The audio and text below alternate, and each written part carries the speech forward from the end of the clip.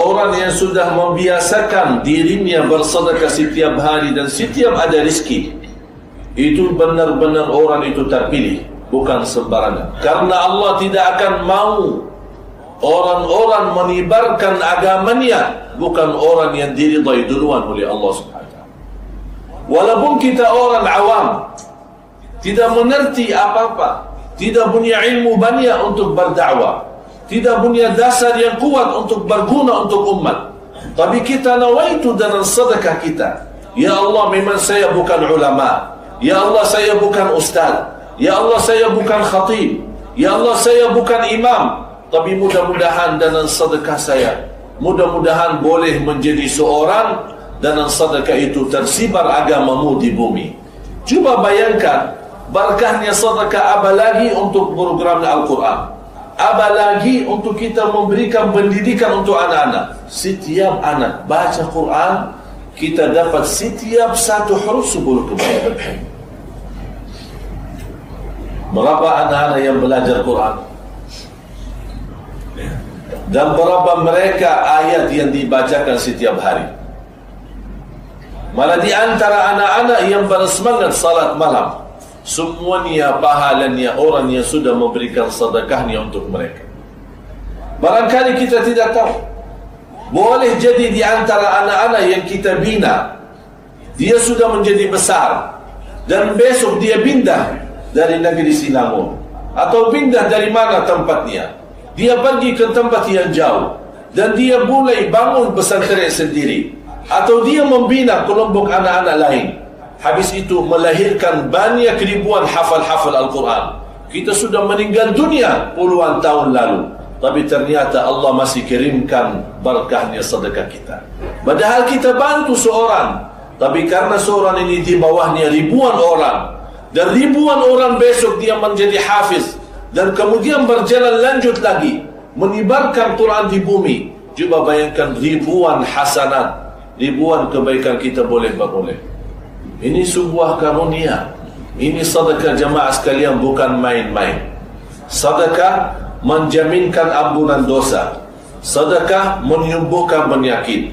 Sedekah menaikkan darajat. Sedekah memadamkan kemurkaan Allah. Sedekah mengangkat bala dan menolak musibah. Sedekah menjaminkan keselamatan dari kematian buruk. Sedekah menjaminkan keselamatan dari kematian mendadak. Dan sedekah menjaminkan kita selamat dari siksa neraka Jahannam. Dan sedekah menjaminkan husnul khatimah. Dan orang yang bersedekah selalu orang memiliki keyakinan kepada Allah Subhanahu wa ta'ala, rizkinya semua di tangan Allah. Jadi yang suka bersedekah, dia yakin akan Allah mengganti 10 kali lipat. Dan Allah punya banyak macam cara. Saya bawakan cerita.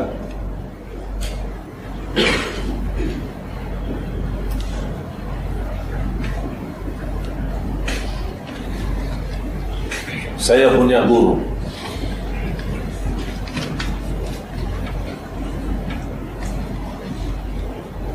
Guru saya ini subhanallah luar biasa sedekah. Dia bukan orang kaya, bukan orang berusaha, tapi dia menerima banyak bantuan, banyak sedekah dari jamaah, banyak hadiah-hadiah pribadi untuk syekh sendiri. Dia menerima, tapi subhanallah, setiap datang rezeki tidak pernah lewat satu malam sampai habiskan rezeki itu ke orang lain. Tidak pernah dia boleh tidur, masih ada yang tersimpan di rumah. Orang datang bawa, ada makanan, ada yang bawa uang, ada yang bawa barang, ada yang bawa macam-macam. Sampai dia berkata sama anaknya, kalau ada yang bawakan apa-apa, begitu lewat satu malam langsung sedekahkan, apapun barang itu. Sambil diberikan kereta. Ada orang-orang kaya datang dari kerajaan Emirat, kaya dari kerajaan Kuwait, orang datang ke kota Madinah. Ada yang berikan harta, ada yang berikan kereta. Besoknya pagi kereta sudah tidak ada di kawasan rumahnya, sudah disedekahin lagi. Sampai dia berkata, kalau Allah berikan begini, saya akan sedekahkan. Pasti akan Allah ganti begini, saya akan sedekahkan. Allah ganti begini, saya akan sedekahkan. Dan berapapun yang diberikan oleh Allah, saya tidak akan simpan. Begitu sudah punya keyakinan luar biasa. Karena satu hari ada tamu datang dari luar negeri, membawakan hadiah besar, kayu gahru. Tahu kayu gahru? Yang harum, dibakar harum. Itu disukai oleh orang Arab sana. Apalagi sebesar ulama-ulama, imam-imam besar, dibawakan. Dilihat sama anaknya, ini boleh digunakan untuk jual lagi, lumayan harga mahal. Kata ayahnya, sedekahin untuk makam Rasulullah SAW. Karena ada satu lain guru saya juga, tugasnya bersihin makam Rasulullah SAW. Dan dia mengambil gahru itu, dibakar terus diwanikan, khususnya hari Jumat.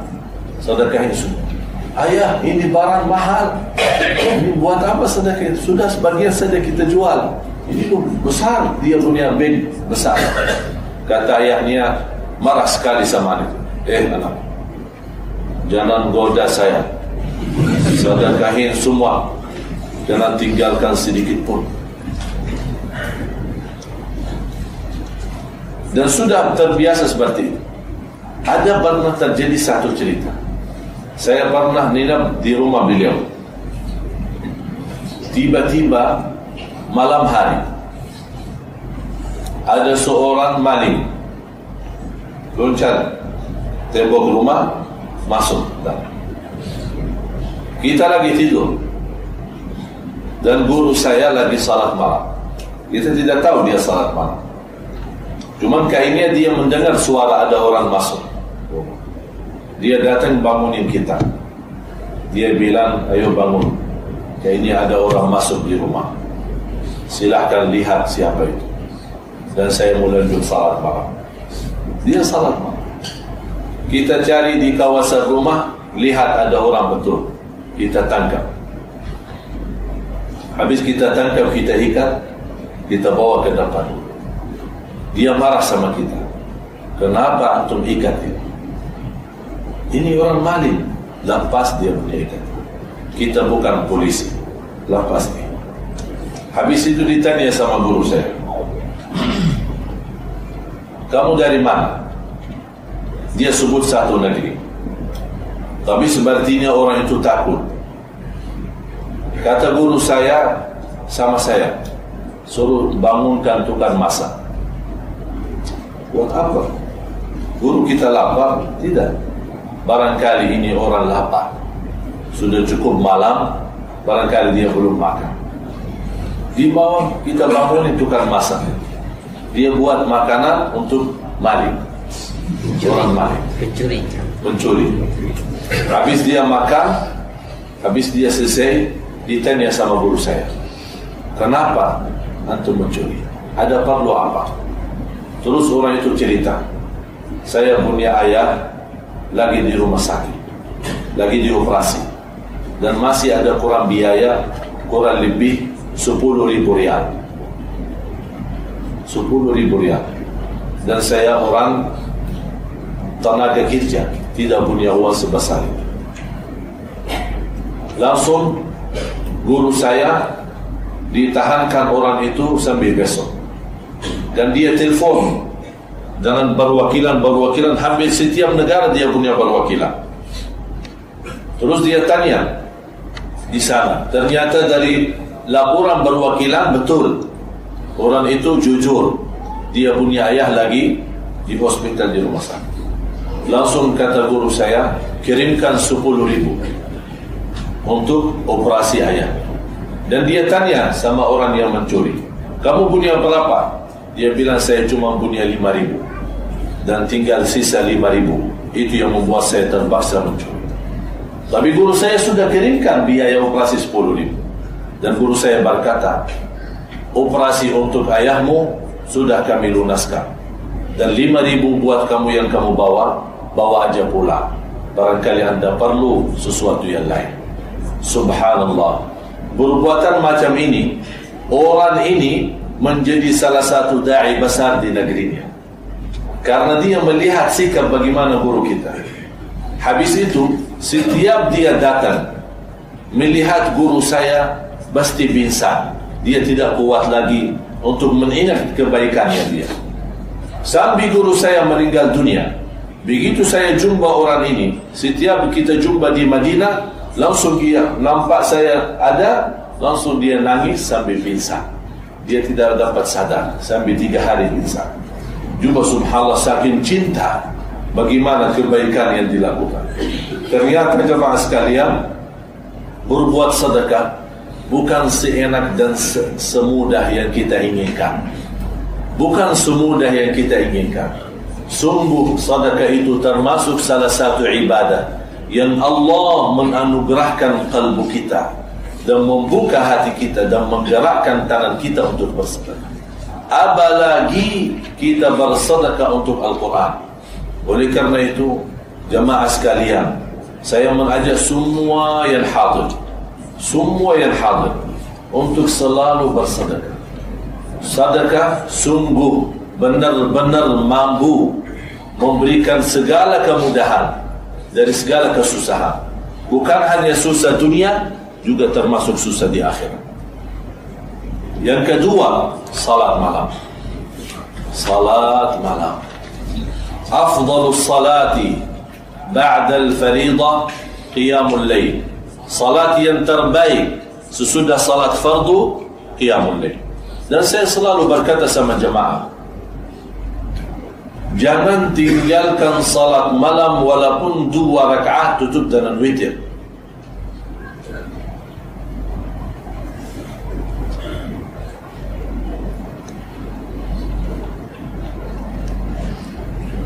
Inna Allah yu'ti ad-dunya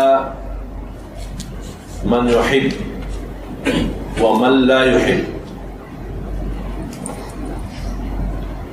wa la yu'ti al-akhirata illa man ahab. Allah memberikan dunia kepada siapa-siapa. Boleh kepada yang dicintai Allah, boleh juga tidak. Jadi yang mendapatkan dunia belum tentu dicintai Allah. Tapi yang kalau dapat agama, yang dapat takwa, yang dapat cinta Allah, yang dapat cinta Rasulullah, yang dapat jaga salat malam, yang dapat dengan senang menjalankan sedekah, itu terjadi, itu tanda Allah mencintai kita. Jadi kalau kita punya dunia, punya kekayaan, punya harta, rumah bagus, kereta bagus, dan keturunan yang banyak, usaha di mana-mana, Allah kasih dunia, walaupun kita orang saleh, tapi belum tentu Allah cinta kita. Allah berikan dunia kepada yang dicintai Allah, dan juga Allah berikan dunia kepada orang yang kafir, orang yang tidak beriman. Apakah Allah memberikan dunia ke orang kafir? Apakah Allah cinta orang kafir? Jelas tidak. Tapi begitulah dunia. Karena dunia bagi Allah terhina, dunia bagi Allah tidak ada arti. Malah sayap nyamuk lebih besar di sisi Allah daripada dunia dan segala isinya. Malah dunyatun mal'una, mal'unun ma fiha illa zikrullah wa alim wa muta'allim wa mawala. Dunia ini dilaknati Allah kecuali orang yang senantiasa berzikir dan orang alim dan yang belajar ilmu dan sebesar semacam-macam mereka. Berarti jemaah sekalian, tidak ada tanda orang yang mendapatkan dunia berarti dicintai Allah.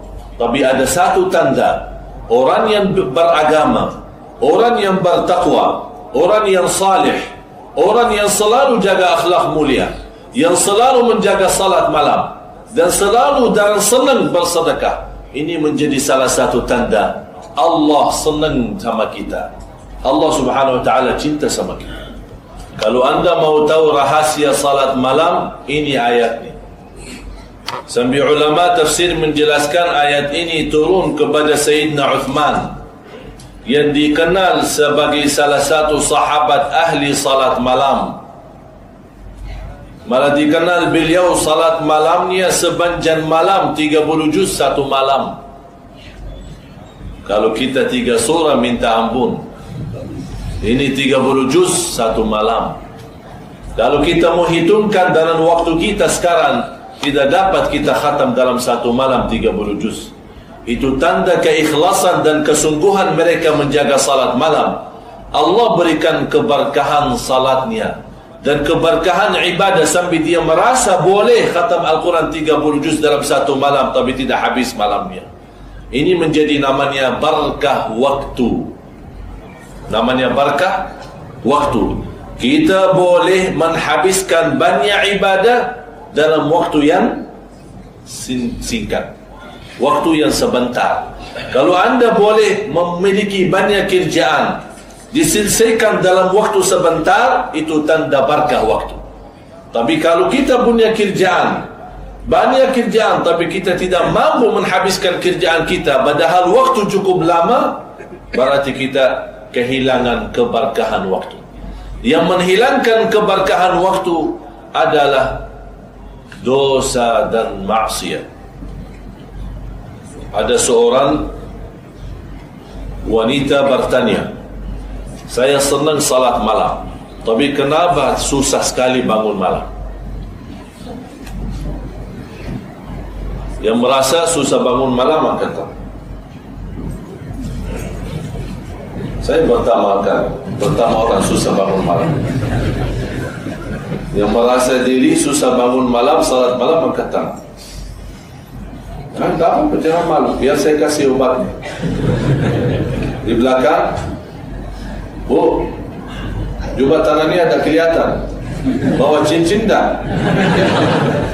Ada cincinnya. Masya Allah, saya senang tadi waktu acara duha di surau An-Nur, luar biasa sedekah niat. Mohon maaf, kita lelaki kalah sama wanita. Sambil wanita itu kurbankan masnya tidak dibawa pulang. Insya Allah mudah-mudahan wanita surau Subah sama. Tidak ada yang bawa pulang ya. Bu, udah ada suaranya. Ikhlaslah. Mohon maaf, saya tidak memaksa, tapi saya tahu dan yakin nanti ada satu saat kita boleh menjadi salah satu yang mensedekahkan untuk jalan Allah, pasti akan mendapatkan kebahagiaan. Dan disitulah saat dia mendapatkan kebahagiaan, dia ingin, bila ada kesempatan lagi saya mau bersedekah lagi. Tapi orang yang tidak bersedekah, nanti ada satu saat dia akan nyesal, dan dia berharap bila ada kesempatan lagi untuk bersedekah, tapi sudah tidak ada kesempatan karena sudah habis waktu. Oleh karena itu, setiap ada kesempatan Allah anugerahkan rizki, jangan ragu-ragu, segera kita bayarkan di jalan Allah. Karena orang yang berusaha berbisnis sama Allah tidak ada ruginya sama sekali. Boleh kita berbisnis di dunia, belum tentu beruntung terus, tapi berbisnis sama Allah 100% beruntung, malah 700 kali lipat. 700% Allah ganti, artinya 700 kali lipat Allah mengganti, karena Allah telah berjanji. Dan kita semua tahu, innallaha la yukhliful mi'ad, Allah tidak pernah mengingkari janjinya. Ada seorang bertanya Imam Al-Hasan Al-Basri rahimahullah, wahai Imam, saya suka salat malam, tapi sudah cukup lama tidak dapat salat malam lagi. Susah, sangat susah. Kata beliau, yang susah salat malam, periksa apa dosa yang kita lakukan. apa dosa yang kita lakukan. Contoh, suka nonton bola terus, dosa. Suka nonton film terus, dosa. Mata kita sudah suka cuci mata. Tahu cuci mata? Apa cuci mata? Lihat-lihat. Wow. Setiap wanita datang lewat lihat. Sampai ada orang pernah lihat bilang sama saya, dia ajak saya busing-busing. Seorang pemuda, tapi dia suka setiap wanita lewat, dia lihat. Saya tegur dia. Dia bilang sama saya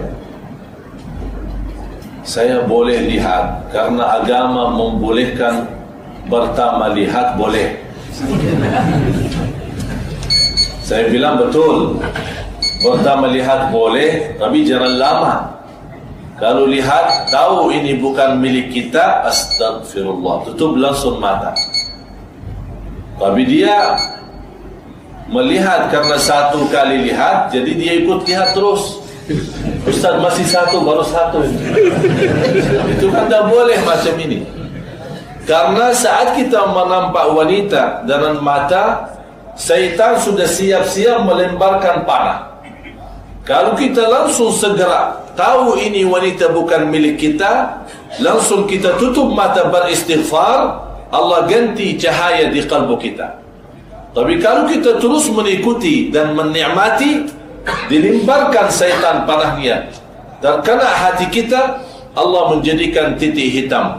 Lama-lama jadi titik hitam atas titik hitam atas titik hitam. Susah salat malam. Lama-lama kita merasa diri sudah mulai berkurang semangat untuk salat malam. Lama-lama kita sudah merasa diri mulai berkurang baca Quran. Lama-lama sudah mulai berkurang sedekah-sedekah. Yang dulu kita suka sedekah besar, sekarang sudah memberikan sedekah yang kecil. Ini semuanya perubahan yang kita tidak sadari. Dalam hal ibadah, pasti di belakangnya ada dosa. Jamaah sekalian, dosa itu sangat buruk, merusakkan hati kita dan merusakkan khusyuk kita, merusakkan keimanan kita. Jadi dosa ini, besarnya maupun kecilnya, bahaya buat kita. Kalau kita tidak terus beristighfar dan terus kita berusaha untuk bertaubatan nasuha, kita boleh terjumus dalam dosa kita dan na'udzubillah meninggal atas su'ul khatimah.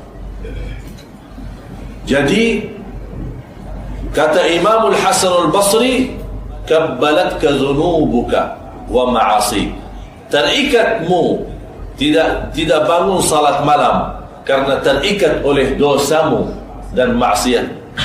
Juga berapa kali kita menyakiti ibu kita, ini menjadi dosa. Berapa kali kita berucapkan kata-kata yang tidak baik, ini juga menjadi dosa. Barangkali kita lupa perbuatan kita sama orang tua. Barangkali kita lupa ucapan kita sama orang-orang dengan kata-kata yang tidak baik. Tapi tiba-tiba kita ingin salat malam, dan rindu, dan semangat, dan sungguh-sungguh mau salat malam. Tapi ternyata beratnya sekali, susahnya sekali salat malam. Karena disitulah saya sudah bilang, salat malam. Demikian pembahasan kita kali ini. Semoga kita semua bisa istiqomah mengamalkannya. Amin, amin, ya Rabbal Alamin. Wassalamualaikum warahmatullahi wabarakatuh.